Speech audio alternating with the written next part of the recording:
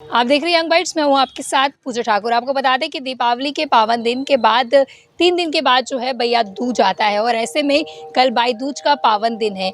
लोगों में काफ़ी ज़्यादा कन्फ्यूजन रहता है कि आखिरकार मुहूर्त क्या कुछ रहने वाला है। कुछ लोगों के क्वेश्चंस भी आ रहे थे कि आज रात से ही मुहूर्त शुरू हो रहा है और कुछ कह रहे थे कि कल पूरा दिन मुहूर्त है। ऐसे में क्या कुछ इसकी सच्चाई है और क्या कुछ मुहूर्त का समय रहने वाला है, इसी सब चर्चा के लिए हमारे साथ जुड़ने जा रहे हैं पंडित जी, विमल जी। सबसे पहले आपका बहुत-बहुत स्वागत है यंग बाइट्स में। धन्यवाद पूजा जी कि आप अपना कीमती समय निकाल कर खास करके जो सनातन धर्म है इसके बारे में पूछते हैं और हमें बड़ी खुशी होती है कि हमारे जितने भी आपके जो दर्शक हैं उनको जैसे कि आज अन्नकूट भी है और जैसे कि कल भाई दूज है, जितने भी आपको देखने वाले जो आपके दर्शक लोग हैं उनको भाई दूज की बहुत बहुत शुभकामनाएं। ऐसा है कि जो दीपावली के तीसरे दिन जो भाई दूज का जो पर्व आता है वो बड़े हर्षोल्लास के साथ हम सबको मिलजुल कर बनाना चाहिए। और इसका जो कल का जो मुहूर्त है, कल जो मुहूर्त है वो पूरा दिन आप अपने भैया की दीर्घायु के लिए भाई को बहनें तिलक कर सकती हैं, वो बड़ा शुभ है।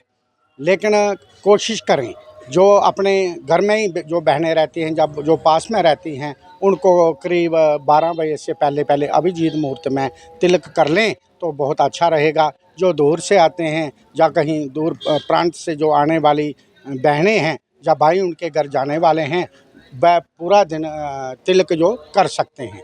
तिलक का जो विधान है हमारे शास्त्रों में क्या है कि जिसे हम यम द्वितीया भी बोलते हैं। यम द्वितीया जो भाई और बहन यमुना में स्नान करते हैं और यमुना के जल से जो स्नान करते हैं वो जमपाश से मुक्त हो जाते हैं। ऐसा एक सनातन धर्म में एक हमारे जो शास्त्रों में उसका विधान है।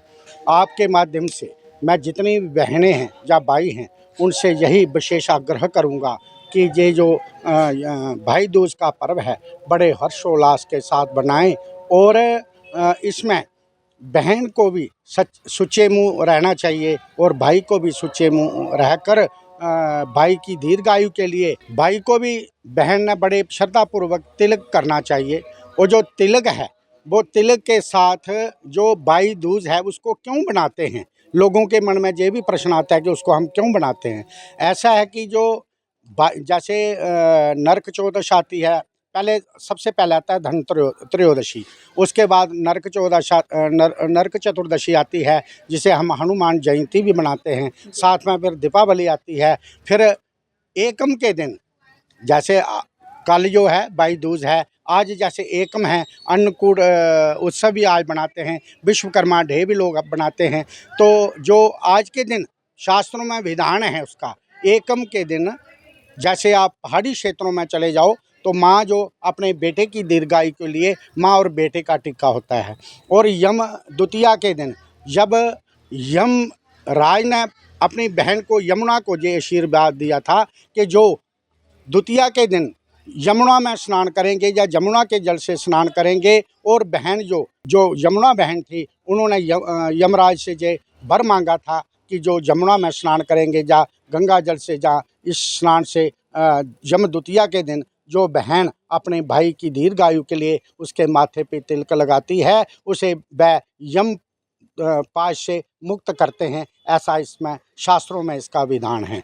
मैं लेकिन आपको ये एक बात बताऊं, जो तिलक लगाने का जो विधान है वो किस तरह करें।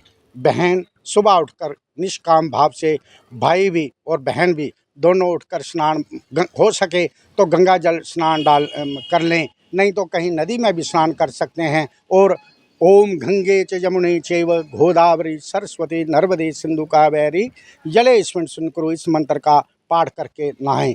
नहीं तो ओम हर हर गंगे इस मंत्र का भी आप पाठ करके उसमें स्नान कर सकते हैं। घर में भी अपने स्नान कर सकते हैं।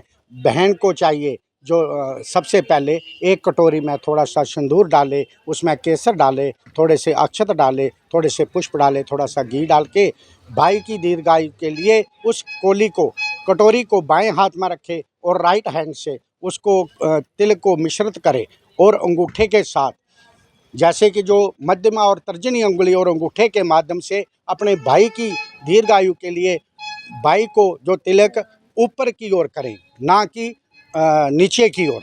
तिलक जो है वो ऊपर की ओर करें, माथे से ऊपर की ओर तिलक करें और भगवान से प्रार्थना करें कि मेरे भैया की दीर्घायु हो। और इसके साथ जो मंत्र बोल सकते हैं, गंधध्वाराम दुरादर्शाम नित्य पुष्टांकरीशनीम ईश्वरीम सर्वभूतानाम तामियोपयेश्वरीयम, जो मंत्र नहीं बोल सकते हैं वह भगवान से प्रार्थना करें कि जीवेम शरदा शतम, मेरे भैया की जो आयु है हजारों वर्ष हो। ऐसी हम भगवान से और भगवान नारायण से प्रार्थना करें और बड़े हर्षोल्लास के साथ इस पर्व को बनाएं। आपके माध्यम से सब भक्तजनों को और जितने भी आपको देखने वाले हैं उनको मैं विशेष आग्रह यही करूँगा, बच्चों को जो बुज़ुर्ग हैं, माताएं बहनें हैं, सब से विशेष यही आग्रह करूँगा कि जितने भी हमारे पर्व हैं बड़े श्रद्धापूर्वक बनाने चाहिए, ना कि किसी मजबूरी के कारण या किसी के दबाव के नीचे।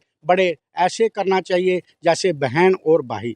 हमारा जो जन्म एक माँ के कोख से एक बार ही मिलेगा और जन्म जन्म तक जे हमारा जो संबंध उनके साथ रहता है, इसी जन्म में जे हमें संबंध मिलता है, इसको बड़े हर्षोल्लास के साथ बनाना चाहिए।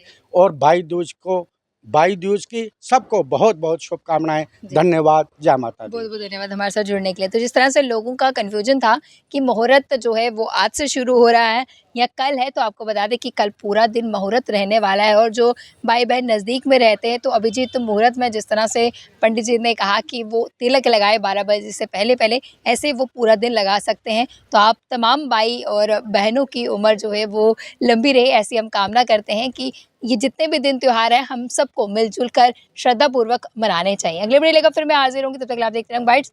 जर्नलिस्ट अमित शर्मा के साथ मैं पूजा ठाकुर, यंग बाइट्स।